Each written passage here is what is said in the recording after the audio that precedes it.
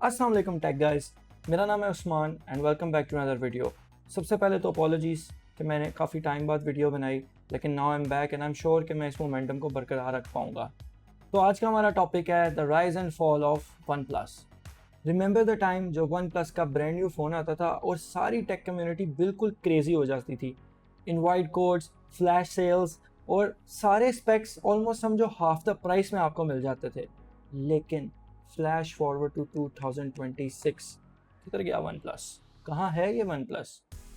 वो पुराना one plus अब ऑलमोस्ट ख़त्म हो चुका है। उनका रीजनल मार्केट से बैकआउट करना, मार्केट शेयर का ड्रॉप हो जाना और जो हार्डकोर फैंस हैं उनका ही इस ब्रांड को छोड़ देना। One plus is facing it's biggest downfall ever. तो आखिर टेक वर्ल्ड का ये फेवरेट अंडरडॉग यहाँ तक पहुँचा कैसे? किस तरह से इसने सक्सेस की बुलंदियों को छुआ और वहाँ से ये बिल्कुल नीचे आकर गिर गया? जानिए इस वीडियो में।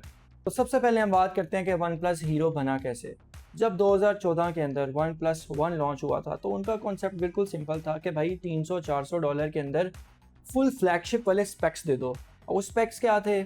एक तो फास्ट चार्जिंग थी, उसके अलावा ब्लोटवेयर फ्री इनका ऑक्सीजन ओएस था जो कि बहुत ज़्यादा लोगों के अंदर पसंद किया गया था।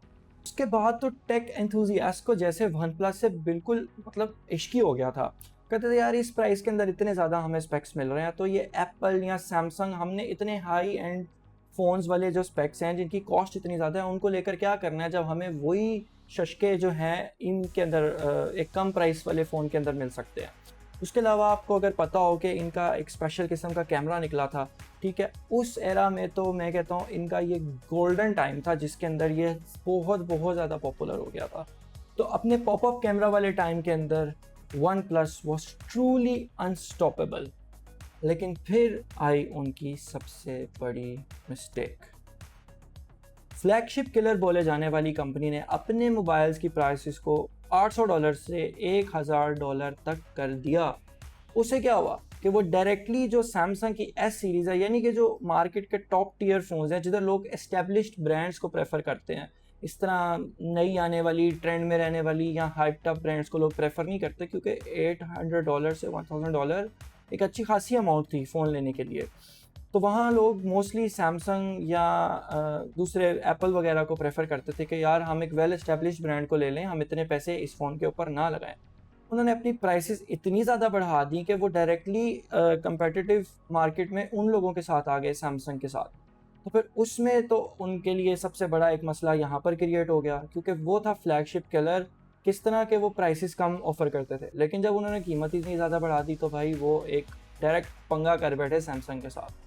उसके अलावा इनकी सबसे बड़ी एक और गलती, ये बेसिकली समझो कि आइडेंटिटी लॉस ही हो चुका था, क्योंकि उन्होंने जब ओप्पो के साथ मर्जर कर लिया, वो भी उनकी एक बहुत बड़ी मिस्टेक। चलिए अब थोड़ी सी डाटा की बात कर लेते हैं। लेटेस्ट डाटा के मुताबिक वन प्लस की शिपमेंट्स ग्लोबली ऑलमोस्ट क्रैश हो चुकी है। वेस्टर्न मार्केट्स जो नॉर्थ अमेरिका और यूरोप में इनका मार्केट शेयर अब सिर्फ 0.1% रह गया है, जो कि आई थिंक पहले ऑलमोस्ट 1.8% था।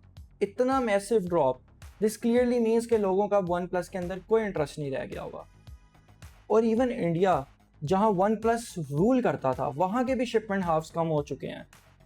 और रिपोर्ट्स हमें ये बताती हैं कि वन प्लस का जो अब मेन बिजनेस है वो 70% तक सिर्फ और सिर्फ मेनलैंड चाइना के अंदर ही रह गया हुआ है। उसके अलावा यार इनके साथ एक बहुत बड़ा मसला पेश आया जो ग्लोबली बाकी ब्रांड्स के साथ भी इशू बना।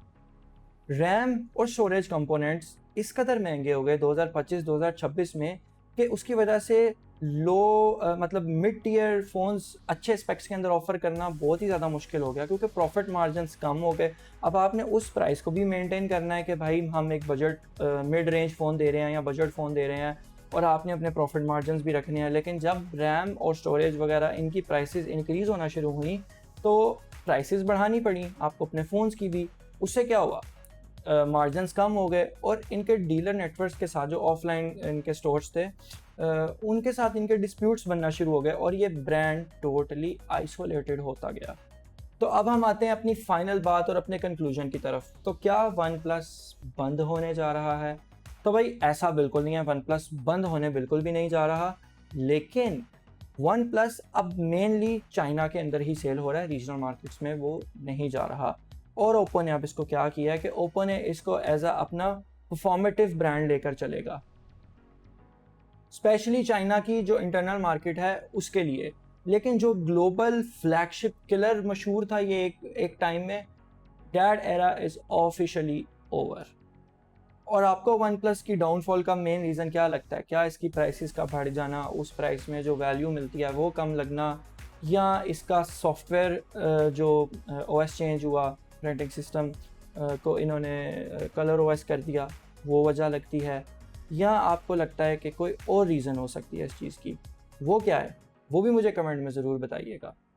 वीडियो देखने का बहुत शुक्रिया। अगर वीडियो पसंद आई तो इसको लाइक ज़रूर करना, मेरे चैनल को सब्सक्राइब भी कर देना ताकि आगे आने वाली वीडियोस आप देखते रहें। बहुत शुक्रिया। अल्लाह हाफ़िज़।